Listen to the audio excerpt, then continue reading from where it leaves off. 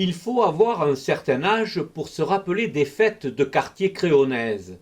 Elles ont fleuri après la guerre. Toutes ont disparu aujourd'hui, ou presque, sauf une qui rassemble de nombreux convives sur l'ancienne place du marché à cochons.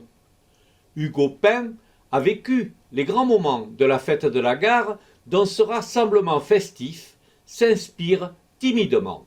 Mais celui-ci a tenu bon. Pourquoi? Parce que derrière, il y avait la fête du quartier de la gare. C'est une suite de ces fêtes qui se faisaient en 1950, qui ça a été créé. Et il y avait des fêtes qui étaient magnifiques où on s'organisait tout ça et on préparait cette fête pendant 6 mois de rang. Tous les soirs, 2 fois par semaine, on faisait des fleurs pour organiser, fleurir les chars, tout ça, pour faire un corso en somme. Et il y avait un monde terrible, parce que c'est après la guerre, 52, c'était pas 4 ou 5 ans après la guerre. Les gens s'amusaient, sortaient, s'amusaient. Ils sortaient de la guerre, il y avait quand même une ambiance qui se créait. Et c'était magnifique. Il n'y avait pas d'arrière-pensée, tout ça, c'était superbe.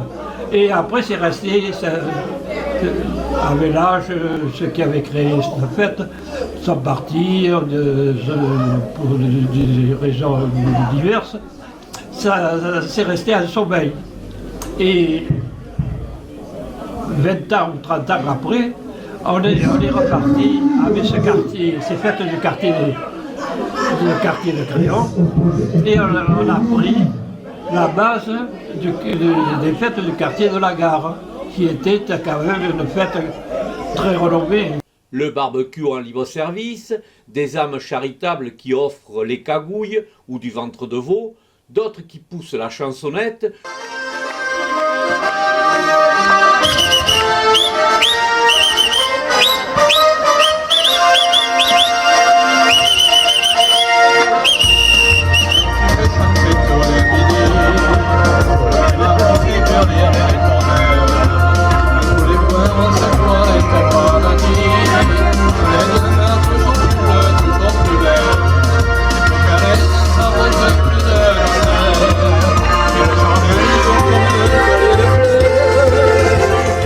Ou se livre même à des chorégraphies dignes des cruches.